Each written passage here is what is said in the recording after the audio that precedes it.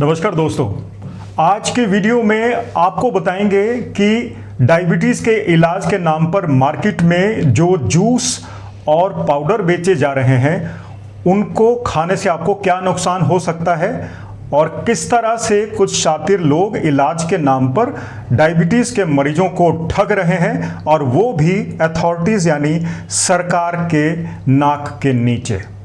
सबसे पहले आपको बता दें कि हमारे घर में और हमारे देश में बहुत सारे ऐसे फूड प्रोडक्ट्स, फल, मसाले और सब्जियां उपलब्ध हैं जिनमें कुदरती तौर पर इंसुलिन की सेंसिटिविटी बढ़ाने या फिर एंटीऑक्सीडेंट्स की मात्रा और फाइबर और प्रोटीन मौजूद रहता है जो डायबिटीज़ के मरीजों के लिए ज़रूरी होता है।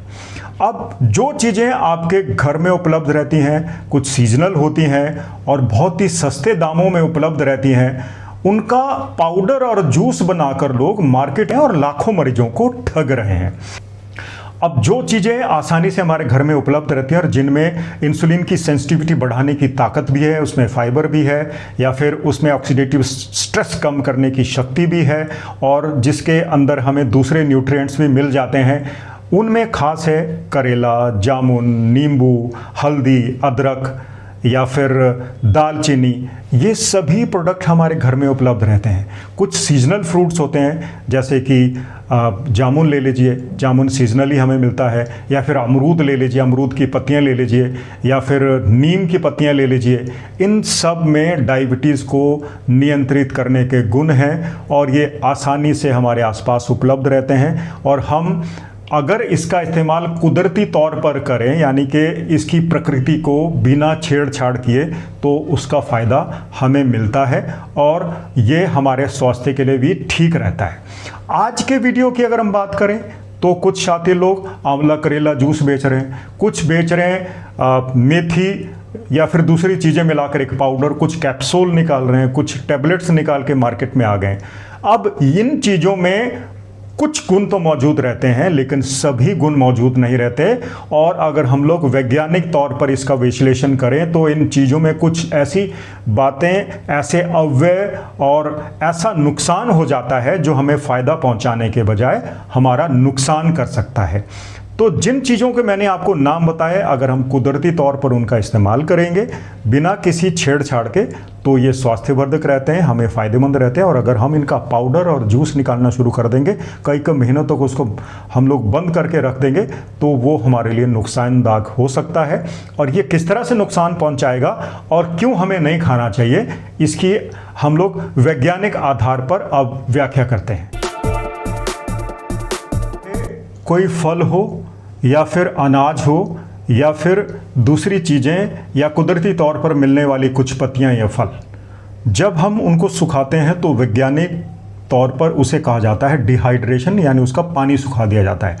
और जब इन खाद्य पदार्थों का, फूड्स का हम डिहाइड्रेशन कर देते हैं तो आकार में सिकुड़ जाते हैं और जब इनका आकार छोटा होता है तो उसके बाद उसमें शुगर और सोडियम की मात्रा बढ़ जाती है। और जब किसी फल का आकार छोटा होता है तो हम उसे ज़्यादा मात्रा में खाते हैं और जब इस तरह के फूड प्रोडक्ट्स जिसमें सोडियम ज़्यादा हो गए, शुगर की मात्रा ज़्यादा हो गई या जिसकी क्वांटिटी हमने ज़्यादा खा ली, उससे क्या होता है कि उससे हमारा वेट बढ़ता जाता है, हमारी शुगर शूट कर जाती है क्योंकि इसमें शुगर कंटेंट बढ़ जाता है। और जब हम किसी चीज़ को ज़्यादा खा लेते हैं तो उसके बाद उसके दुष्परिणाम सामने आते हैं, साइड इफ़ेक्ट सामने आते हैं, हमारा मोटापा बढ़ने लगता है और डायबिटीज़ का इलाज होने के बजाय डायबिटीज़ आपे से बाहर होने लगती है। और यही कारण है कि जो डिहाइड्रेटेड फूड प्रोडक्ट्स हैं, फ्रूट्स हैं या कोई दवा है, उसमें उसके कुछ गुण तो मौजूद रह सकते हैं लेकिन कई ऐसी विटामिन्स जैसे विटामिन सी, विटामिन ए और दूसरे जो रिक्वायर्ड न्यूट्रिएंट्स हैं उनका नुकसान हो जाता है, वो हमें उपलब्ध नहीं होती। इसलिए सबसे बड़ा कारण यही है कि जब फ्रूट को, फल को या किसी अनाज को या दवाई को हम डिहाइड्रेट करते हैं, सुखाते हैं, तो उसके फ़ायदे कम और नुकसान ज़्यादा हो जाते हैं। दूसरा बड़ा नुकसान जो डिहाइड्रेटेड कथित पाउडर और या जूस कह लीजिए उसका होता है, वो है फूड पॉइजनिंग। आपने देखा होगा जब इन चीज़ों को सुखाया जाता है तो खुले में सुखाया जाता है, और आंवले को आप कुछ दिन सुखा कर देखिएगा उसमें फंगस पैदा होने लगती है, और अगर आप बाज़ार से आंवला खरीदने जाएंगे तो आप उसको फंगस आपको नज़र भी आ जाएगी। इसी तरह से बाकी के जो चाहे आप हल्दी ले लीजिए या फिर कोई भी जंगली फल ले लीजिए जिसके भीतर हमारी ऑक्सीडेटिव स्ट्रेस कम करने की शक्ति होती है, जो या हमारी इंसुलिन की सेंसिटिविटी बढ़ाता है, जिनके नाम हम अक्सर लेते हैं, चाहे वो मेथी हो या फिर दालचीनी हो, अदरक हो, हल्दी हो, उनके भीतर जब सुखाया जाता है तो उसके ऊपर मिट्टी आ जाती है, दूसरे कण भी आ जाते हैं, और वो स्वास्थ्यवर्धक होने के बजाय नुकसानदायक हो सकता है, क्योंकि तरीके पर डिपेंड करता है कि इन चीज़ों को कैसे डिहाइड्रेट किया गया, खुले में किया गया या फिर वैज्ञानिक तौर से किया गया। तो फूड पॉइजनिंग का सबसे बड़ा खतरा रहता है, क्योंकि अक्सर ये लोग क्या करते हैं कि पाउडर बनाते वक्त कई चीज़ें मिला देते हैं, और ये चीज़ें ऐसी होती हैं जिनका ना तो कोई वैज्ञानिक आधार होता है, ना ही वैज्ञानिक कोई अध्ययन इसमें किया जाता है कि अगर 4 चीज़ें हम मिला देंगे तो मिलकर वो किस तरह का रिएक्शन करेंगी। तो कई चीज़ें कई बार तरह तरह का रिएक्शन करती हैं, और ये जो पाउडर है आपके लिए नुकसानदायक हो सकता है। बहुत बड़े बड़े अस्पतालों के डॉक्टर अक्सर ये कहते हैं कि जो पाउडर बाज़ार में बेचे जाते हैं किडनी को डैमेज कर सकते हैं, और हमारी ऑक्सीडेटिव स्ट्रेस कम करने के बजाय उसे बढ़ा सकते हैं। हमें लूज मोशन हो सकता है, उल्टियाँ लग सकती है, दस्त लग सकते हैं, और ज़्यादातर जो डायबिटीज़ है वो ठीक होने के बजाय वो ख़राब हो सकती है, स्थिति बढ़ सकती है, आपका वजन बढ़ सकता है, आपको दिल की बीमारियाँ हो सकती हैं।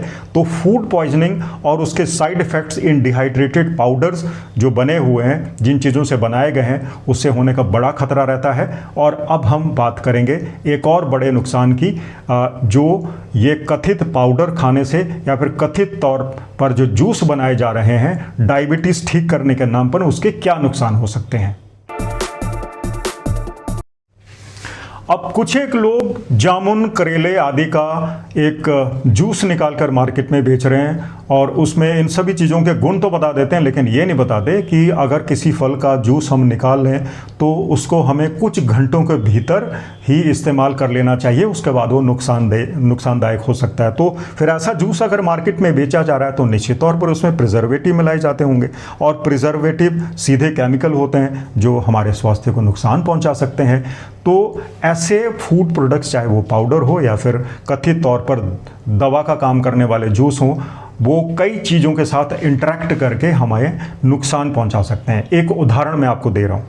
केल करके, यानी कि जिसको हम लोग लीफी कैबेज भी कहते हैं, एक सब्जी होती है, उसके चिप्स बनाए जाते हैं जो हार्ट यानी दिल की सेहत के लिए बहुत अच्छे होते हैं, क्योंकि उसके अंदर विटामिन के होता है। लेकिन ये ब्लड थिनर्स के साथ इंटरेक्ट करता है और उसका रिएक्शन हो सकता है।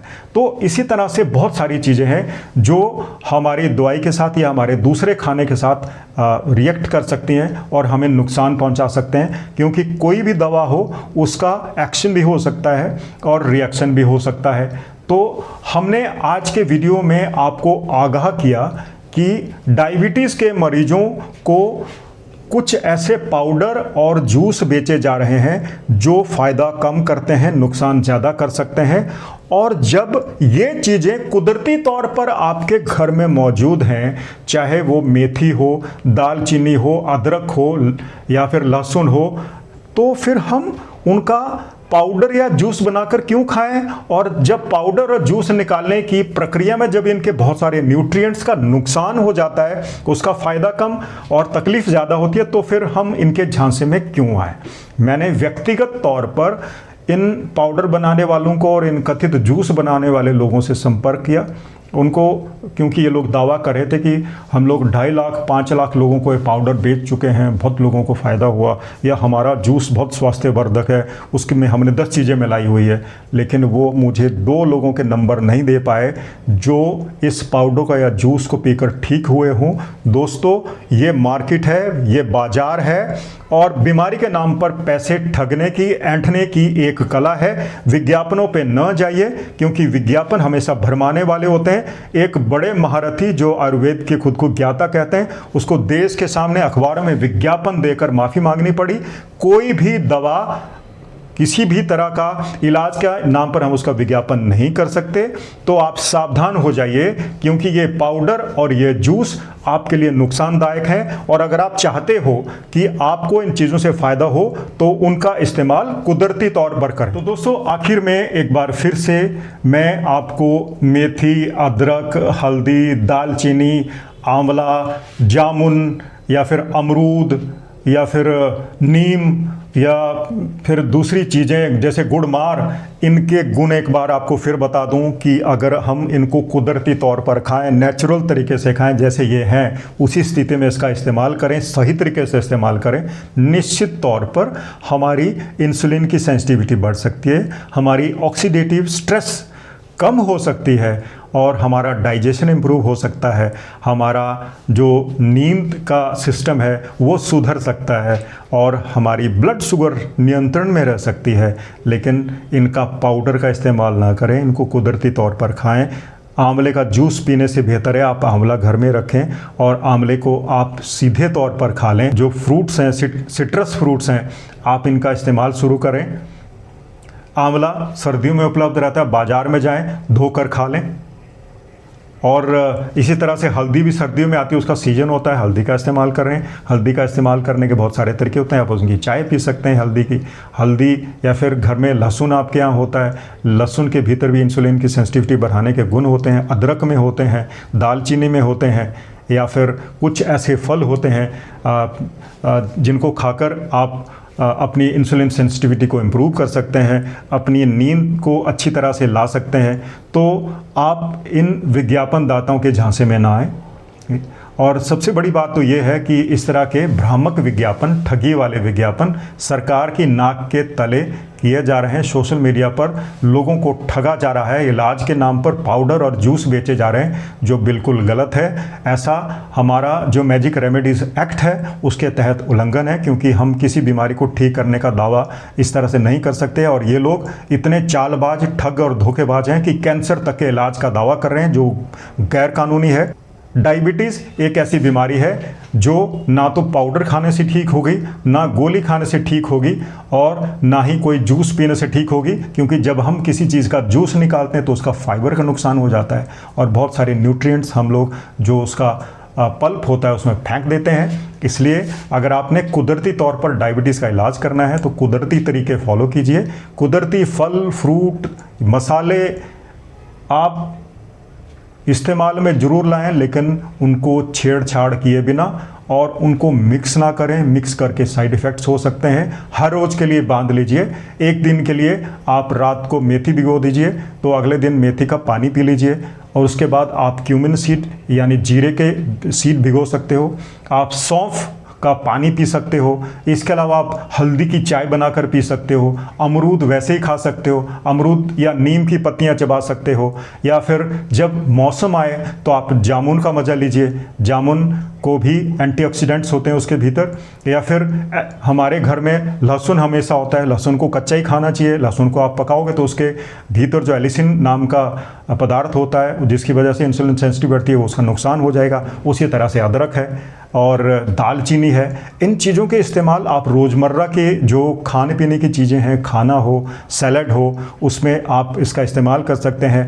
एप्पल साइडर विनेगर का इस्तेमाल भी आप कर सकते हैं, खाना खाने से पहले उसका इस्तेमाल होता है। तो जो चीज़ें आपके घर में पहले से उपलब्ध है उसको बाज़ार से मत खरीदिए, उसका पाउडर मत खरीदिए, उसका जूस मत खरीदिए, वो ठगी है और उसमें आपको केमिकल खिलाए जा रहे हैं। और ऐसे केमिकल या फिर ऐसे दूषित पदार्थ यानी कि अडल्ट्रेटेड पदार्थ आप खाकर अपनी बीमारी ठीक नहीं कर पाओगे, आपको उसका उल्टा नुकसान हो सकता है। तो एक बार फिर से सचेत हो जाइए, सजग रहिए अपनी बीमारी के प्रति। दवाएं काम करती हैं, हम इसको डिस्प्यूट नहीं करना चाहते, लेकिन दवाओं पर निर्भर मत कीजिए, कुदरती तौर पर अपना इलाज कीजिए। हर रोज़ एक्टिव लाइफस्टाइल अपनाइए, वॉक पर जाएं, सीढ़ियां चढ़ें, या फिर ऐसी कुछ एक्सरसाइजेस करें जिसमें आपको पसीना आए, समय पर सोएं, और ऐसा खाना खाएं जिसमें प्रोटीन भी शामिल हो, फाइबर भी शामिल हो, और शामिल हो अनप्रोसेस्ड कार्बोहाइड्रेट्स। सो अनप्रोसेस्ड कार्बोहाइड्रेट्स खाने से भी आपकी इंसुलिन सेंसिटिविटी बढ़ती है। जब आप एक्सरसाइज करते हैं तब आपके ग्लूकोज की मैनेजमेंट होती है, आपका ग्लूकोज कंज्यूम होता है। तो ये सभी चीज़ें अपनाइए, डायबिटीज़ को दूर रखिए और अपना ब्लड ग्लूकोज लेवल भी नियंत्रण में रखिए। स्वस्थ रहिए। नमस्कार।